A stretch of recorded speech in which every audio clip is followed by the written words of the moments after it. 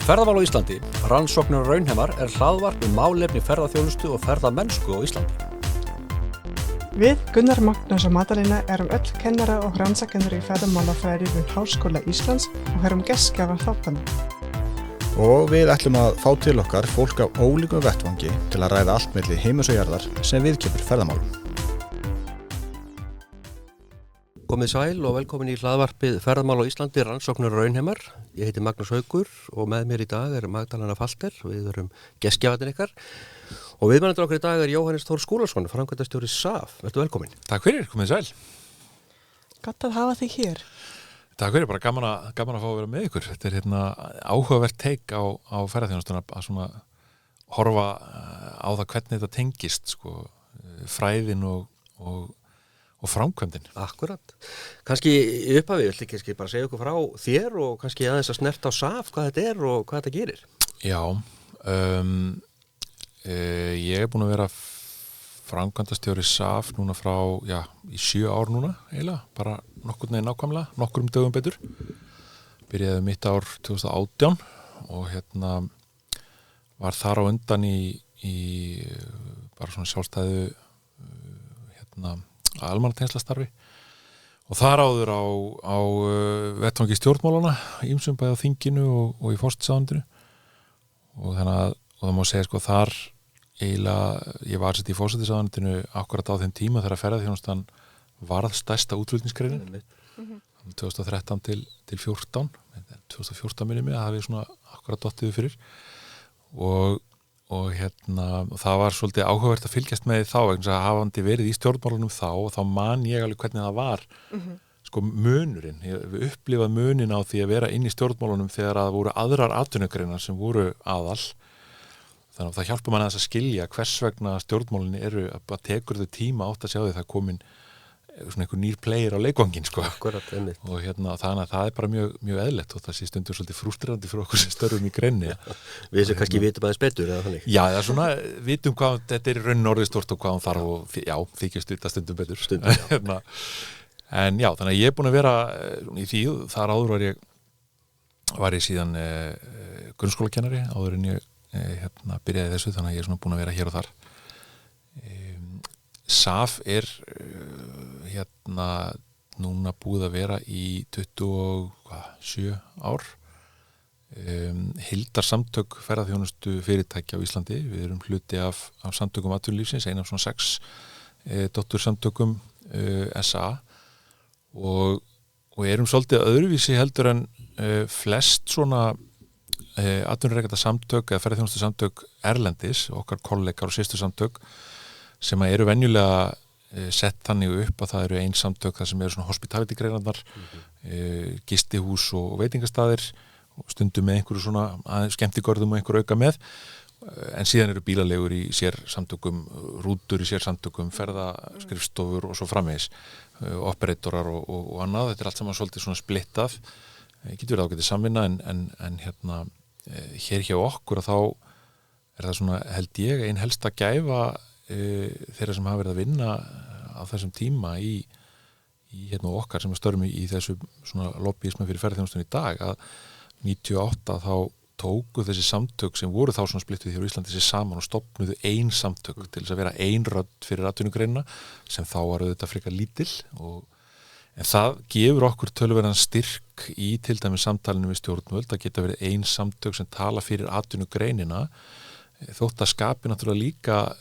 oft svona svolítið áskoranir í innrastarfinu hjá okkur þar sem að hagsmunir einnar greinar ferðaþjónustuna er ekkert alltaf eitthvað nákvæmlega þeir sömu og annarar þannig að þetta er svona balancing act eins og maður segir stundum og það sem hefur komið mér á óvart kannski sérstaklega þegar ég byrjaði var að þetta er miklu auðveldara heldur en ég átti von á vegna þess að félagsmennirnir hjá okkur það sé fyrirtækin í ferðaþjónustunni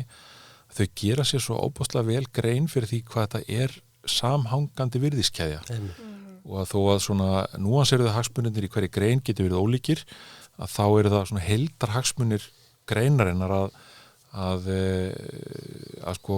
hver hlutinnar nái sínum framgangi eins vel og hægt er og fyrirtækin nái að vera arbæri í sínu rekstri og svo framvegis og regluverki sé ekki á stórt og slíkt þannig skulum segja, félagsmenninni mín eru duglegir að býta í tungun á sér þegar ég er að tala fyrir einhvern annan, þegar ég vita á morgun þarf ég kannski að tala fyrir þá. Þetta er svona, þetta virkar allt saman og ég er alveg virkilega ánægður með þetta samstarf. Heldur þú þetta gengur bara svo að Íslandi er svo lítinn, myndi þetta líka ganga í öðrum löndum og að mér finnst allir vilja þetta, en það gengur ekki?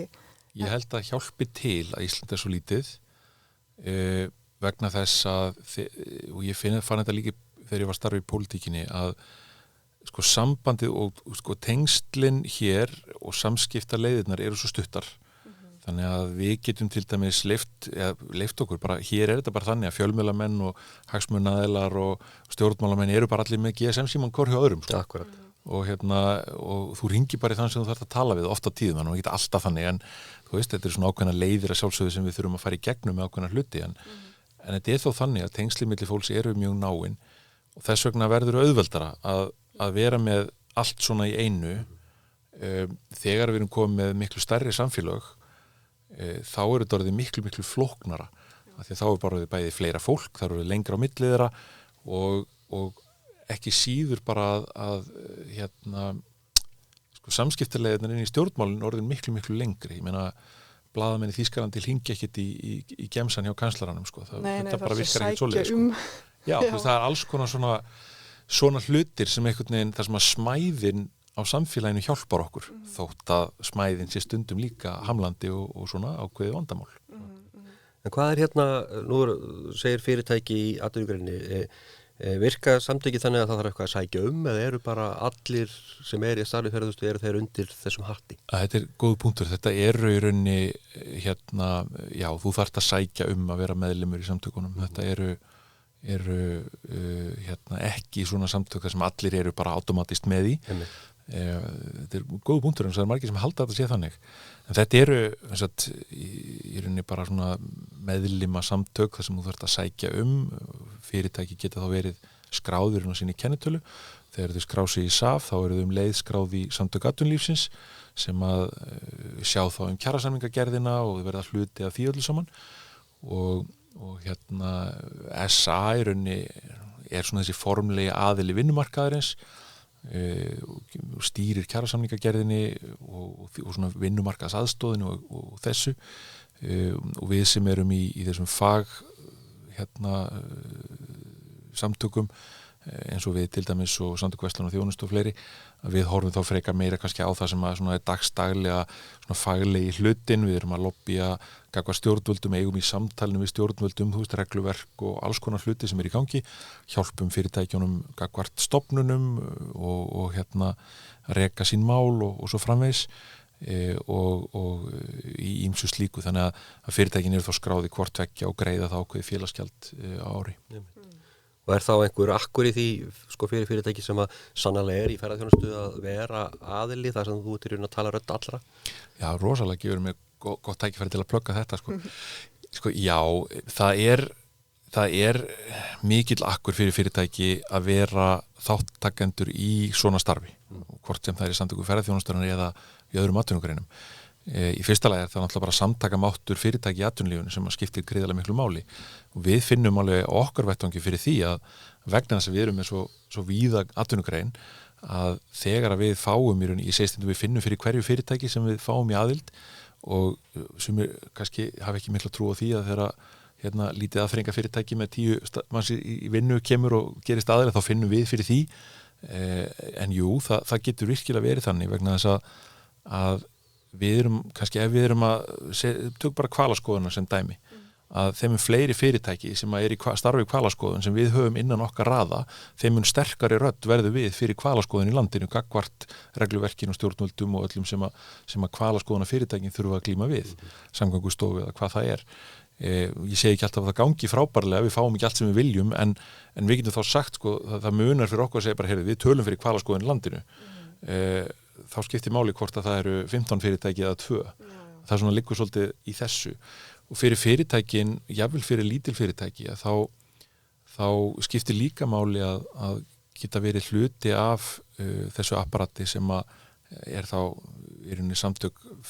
ferðarþjónustunar og samtök atvinnulífsins bara þess að fá aðstoð við til dæmis rétt að gerð ráningasamninga, hvernig á að lesa úr og túlka kjarasamninga. Þetta eru skjöl sem ekkit sérstaklega einföld ofta að lesa úr, þannig að fólk gerir hlutin á réttan hátt og lendir þá ekki í einhverjum ágreiningi, og svo þegar þú lendir í ágreiningi þá hefur þú backupið frá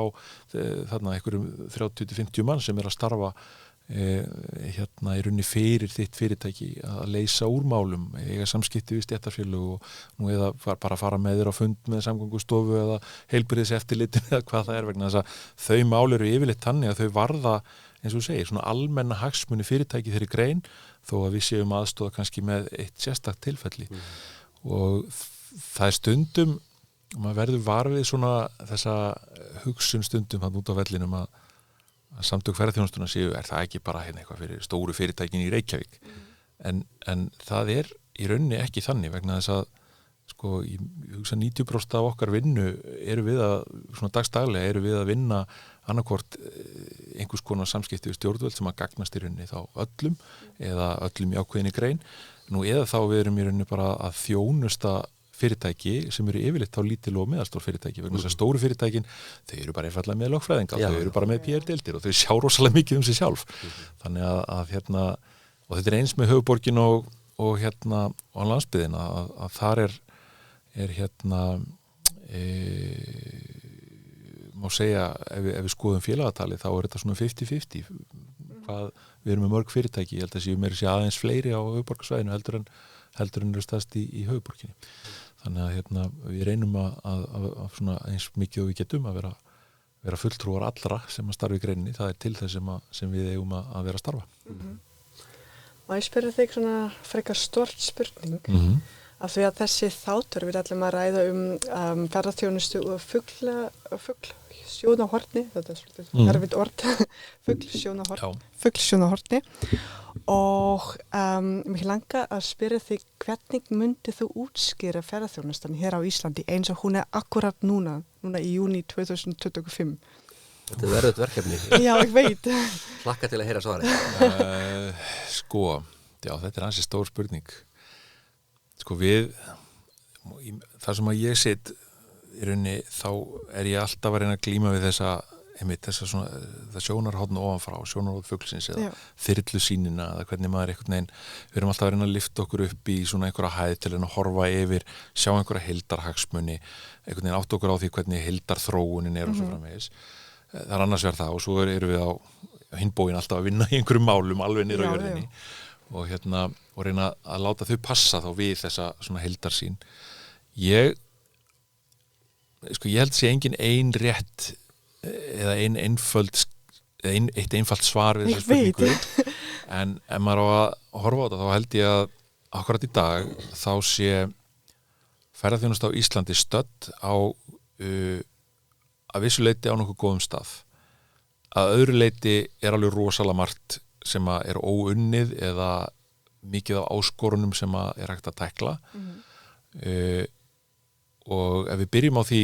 hvers vegna hún á góðum stað þá held ég að við séum til dæmis bara í einstakri aðstöðu vegna þess að við erum nýbúin að fá samþykkta ferðamálastefnu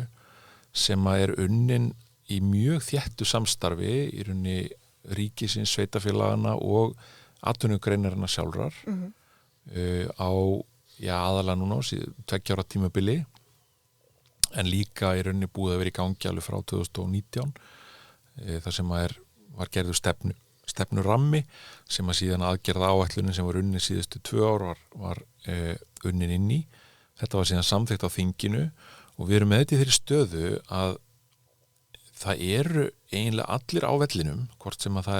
eru stjórnvöld eða greinin,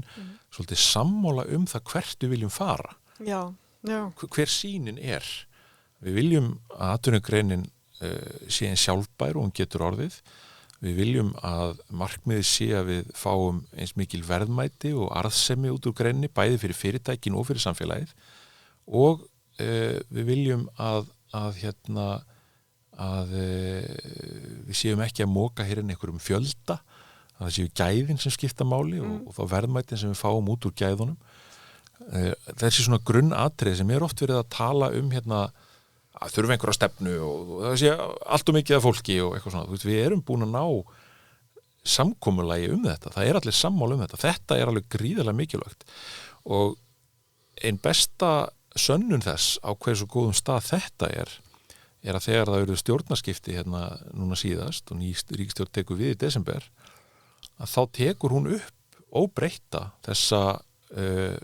ferðamálastefnu og aðgerða áætlunina sem er þar og þetta er bara alls ekkit sjálfsagt að þótt að Alþingi sé búið að samþykja svona í þingsályktun að það færist bara strax á milli ríkisstjórna og það sé strax byrjað að vinna í málinu og það sé keyrt áfram. Og þarna verður bara fullkomin samfella og bara rétt að hrósa nýri ríkisstjórn núna, hérna þeirri sem er núna og nýjum atvinnuvegaráðherra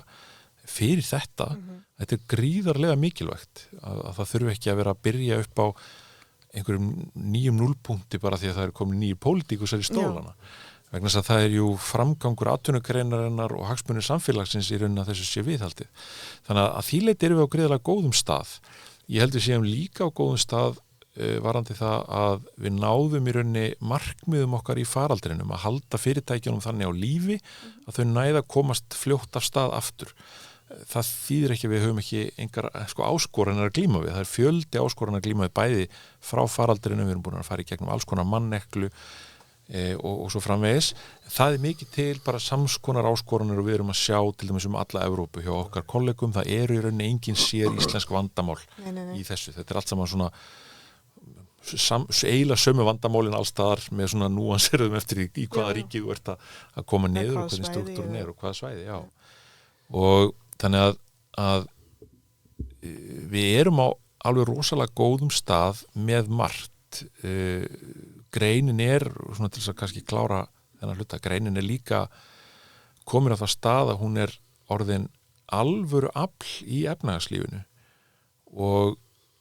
við hjá okkur í Safir stundum eða ofta að benda þá á að vegna þess að hún er orðin svona stór, 8% af landsframleiðslu og hérna 30.000 mann sem starfa í henni og 620 milljarða gjaldeyristekjur og 200 milljarða skattspor og allar þessar tölur sem við erum alltaf að telja upp til þess að sína fram á hvað hann er mikilvæg í efnahagslegu og samfélagslegu samhengi að það þýðir líka að greinin þarf að nálgast sjálfa sig af ábyrgð. Fullorðast aðeins. Já. Og hún hefur verið að gera það. Finnst mér bara mjög hratt. Og hérna breytingarnar sem að hafa orðið þær eru gríðarlega miklar og ekki bara í því að það hafi í rauninni greinin hafi stækkað rosalega hratt til dæmis á árunum 2010-19 heldur hérna hefur líka gríðarlega margt breyst á afar skömmum tíma varðandi uppbyggingu innviða, varðandi það bara hvernig að fyrirtækin í rauninni starfa, hvaða augum við líta á hluti eins og bara öryggismál og faglega nálgun, gæðamál og svo framvegis. Þetta hefur í rauninni, það er mjög eðlilegt að þegar svona fyrir í gang eins og upp úr 2010 gríðarlega hratt, þá eru bara allir einhvern veginn á hérna gröfunni að moka en hérna ég stundu lýst þess eins og svona fyrstu árin þá vorum við alltaf bara að hlaupa þetta í strætó hann var að fara og við vorum að hlaupa og reyna að fá að komast inn því að þessi vagn bara hann fór bara á stað og það stýrði því enginn og hann mokaðist bara með 25-40% vexti á milli ára, ár eftir ár eftir ár. Það hefði ekkert samfélag ráðið við það og í því samhengi þá bendi ég alltaf á það að samfélagið sem að þetta kom fyrir í var nýkomið í gegnum bankahrun var ennþá í gjaldeyrishöftum og viðjum fjárhagshafta til 2016 og í 6 ár af þessum 9 og það sem að gerðist síðan þegar að ríki losnaði úr viðjum fjárhagshaftana og gat farið að hreyfa sig og leggja fé í uppbyggingu og hérna Seðlabankinn fór allt í einu að geta nýtt þessar gjaldeyristekjur og eðlilegan hátt og svo framvegis þá gerðist gríðarlega margt til dæmis varandi bara framkvæmdasjóð ferðamála, landsáætlun uppbyggingu innviða, gríðarlega margt varandi uppbyggingu innviði í landinu og fyrirtækin í rauninni komu úr á sama tíma að komast út úr svona þessu brjálæðis ástandi þessara fyrstu ára og komast inn í meiri svona meira jafnvægi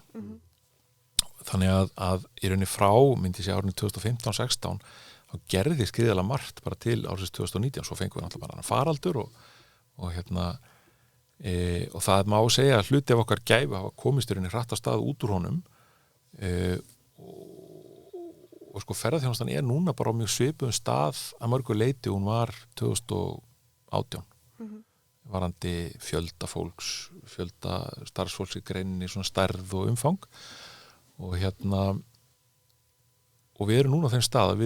það lítur út fyrir það sem við vorum að vonast eftir þarna 2018-19 fyrir faraldurinn, vorum byrjuð að sjá möguleikana á að tvennt væri að gerast samtímis, að annars vegar þá væri vöxturinn að minnka niður í kannski svona það sem við getum kallað sjálfbæran vöxt 2-3-4% á ári milli ára bara svona svipað og var að gerast í Evrópu þá almennt og síðan hitt að það var að byrja samþjöppun á markanum milli fyrirtækjana og hagræðingi rekstrinum og svo framvegis sem bara svona næsti eðlilegi fasi í lífi atvinnugreinar. Þetta tvennt að byrja að gerast og við erum að sjá það að vera að gerast núna líka þannig að ég held að svona framtíðin að því leyti erum við líka góðum stað að framtíðin við duttum aftururinn inn í við erum búin að sjá að faraldurinn það var ekkit of mikið rof í honum og meiri segja þá var fjöldi fyrirtæki held ég sem að notaði þann tíma til þess bara að laga hjá sér reksturinn og svona ná að anda aðeins fóru allir í gegnum allar skúffur og skápa og öll skjöl og áttuðu sig á því kannski að eins og maður sá hjá sumum að ferðaskrifstofurnar kannski, fólk reyði kannski 3 sem að voru með reynslu og kunni eitthvað í staðin fyrir 10 sem að þurfti að þjálfa frá grunni og þannig að það ýmislegt svona í því sem hjálpar til. Vandi okkar kannski fyrst og fremst tvennur við skulum segja þrennur það er ýmsar áskoranir sem við þurfum að takast á við varandlins bara að tryggja að áfangastæðirnir okkar haldi gildi sínu til framtíðar bara varandi, það ýmislegt varandi stýringu á álægi og svo framvegis sem við þurfum að skoða við erum í sama vanda í raunni og margar nágranna þjóður og samkeppnisþjóður okkar í Evrópu skort á hæfu starfsfólki sérstaklega þá þegar kemur að eins og bara kokkum og þjónum og svona sérhæfðu leiðsögumönnum og fleiru slíku, svona skillset sem að bara allir að berjast núna í Evrópu og síðan það bara aukinn kostnaður í rekstri fyrirtækja og við sjáum það til dæmis núna að þessu ári þá hvernig tölurnar að þróast að við erum með svipaðar tölur í svona lítur út fyrir árinu í fjölda, það verður aðeins færri árinu líklega heldur en í fyrra við erum líka með svipaðar tölur líklega í verðmætum, einhver staðar svona það bil og vaskveldu og svona þessum tölum svona tekjuhliðin svona svipuð líklega eins og hún var í fyrra en kostnaðarliðinir hafa allir verið að hækka síðan 2-3 ár og þannig að svona marginan í fyrirtækirekstrinum alltaf að verða minn og minni og flóknari og það áhyggjuefni sem að verður að svona taka svolítið alvarlega Já. Akkurat, ég var að velta fyrir mér þú segir að við náðum ákveðin sátt eða samstöðu þetta að kannski viljum ekki endilega fjölda heldur vera að gera vel og allt það og ég alltaf hugsi yfir þessu því að maður hefur séð marga glærukynningar það sem talað, nú þurfum við að fara að vanda okkur og gera betur og réttu viðskiptavinina og allt þetta og svo einhvern veginn eru þessir gatekeeperar sem náttúrulega Ísafía, eitt og Hafnendar annað að þeir byggjast á því að more is more og þeirra viðskiptamódel bara ég vil fá meira. Já. Hvernig rímar þetta? Þetta getur vel rímað. Þetta getur líka rímað alveg skelfilega illa. Ég hef lengi talað það að það þurfi að vera skýrara samhengi í stefnu ríkisins og Ísafía í þróun flugs í gegnum Keflavík sérstaklega svo sem líka náttúrulega mikil þörf á því gegnum hina alþjóðaflugvöllina á Egilsstöðum Akureyri en þeir eru náttúrulega alltaf mjög lítill hluti þessari köku þóttir verði þróaðir upplántu fyrir það sem þeir eru núna þannig við horfum alltaf gjarnan fyrst og fremst á Keflavík hvernig það þróast þannig að og þetta eitt af því sem að ég horfi til þegar við erum fólkinn stundum að rífast hvort það vera pólitísk stjórn yfir Ísafía og ég segi, það getur bara vel hendað okkur ágætlega núna að því gefnu að þessi pólitíska stjórn þá nýti þennan pólitíska kraft til þess að tryggja það að þetta harmoneri saman, þessi stefna í ferðamálum og flugi að mörguleiti gerir hún það ágætlega og ég held að Ísafía hafi í raunni verið náttúrulega bara grundvallar atriði í uppbygging og ferðarþjónustu á Íslandi. Það væri engin ferðarþjónustu á Íslandi að þessu marki eins og hún núna nema vegna þessa til dæmis að leiðakerfi íslensku flugfélagana og Íslandi kannski sérstaklega hefur áratugum saman verið þess að hub and spoke system í gegnum Keflavík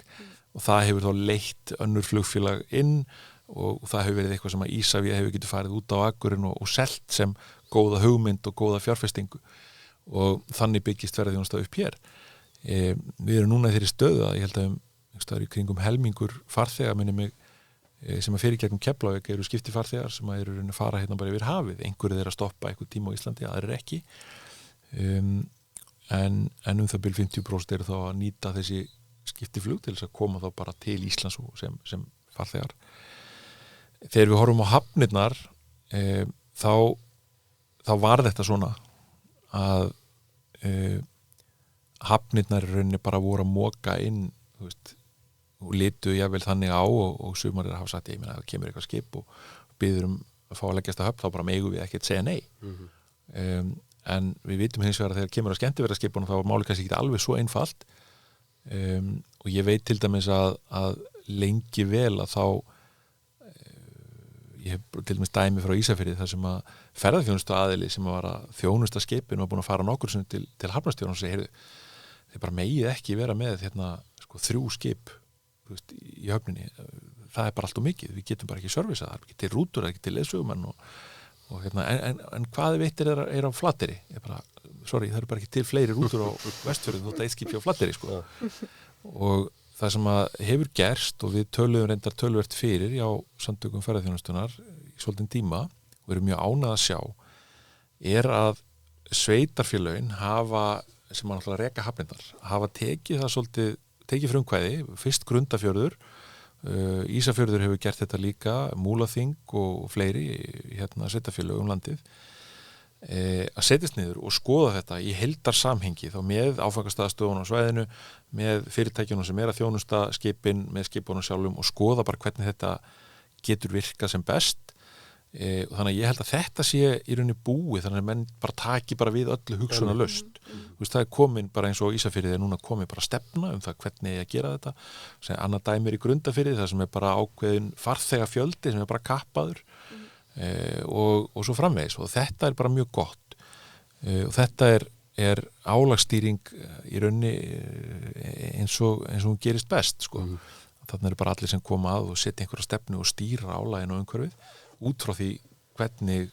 þjónustan og aðstæður á staðnum eru og þetta þarf að gera kannski meira af þessu. Ég held að hugsunin líka bara í þessu er búið að taka svolítið tíma að komast inn og ég held að eftir því sem tíminn líður og núna ferðarþjónustan orðin þetta stór hluti í hagkerfinu og menn sjá þetta betur og skilja betur hvernig hún virkar, hvernig hún þarf að fungera saman, hvað áhrif hún hefur á hagkerfið og áfangastæðina að þá verði alltaf meir og meiri skilningur á því að þetta þurfi og bara í tilfelli hafnana þá finnst mér vera gríðarlega mikill munur á skilningi bara hafnana eins og til dæmis Faxaflóa hafna hér og annara frá því að ég byrjaði miklu meiri skilningur núna á því að hafnirnar takandi á móti skemmtiferðaskipum eru hluti af virðiskeðju ferðarþjónustunnar en ekki bara eitthvað svona standalone apparat sem tekur við skipum. Nei. Og það er mjög áhugavert. Faxaflóa hafnir til dæmis bara orðnar aðilar að SAF beinlínis vegna þess að stjórnin þeirra leit svo á að þau væru orðin hluti af þessari virðiskeðju og vilja þá taka þátt í samtalinu sem fer fram innan samtakana og svo framvegis. Þannig að ég held að þetta sé í rauninni að þróast í mjög jákvæða átt og muni halda því áfram og ég held að skilningurinn sé orðið miklu betri núna heldur en það svo er alls konar mismunandi skoðanir á þessum hlutum en mér finnst stóra atriði vera að þeir sem eru að stýra þessum stöðum eins og Ísafía á Keflavíkurflugvelli og hafnirnar að þær átti sig á þessu, þær eru hluti af stærra mengi, af stærri virðiskeðju ég held að allir þessir aðilar átti sig bara mjög vel á því og Ísafía hefur vitað það og í fjöldamörg ár búin að vera aðilega SAF mjög lengi og tekið virkan þátt í starfinu og verið svona meðal annars að horfa á ýmsa svona hluti í okkar samstarfi þannig að þetta er held ég þetta er réttum farvegi þetta tekur allt saman stundum finnst okkur óskaplega langan tíma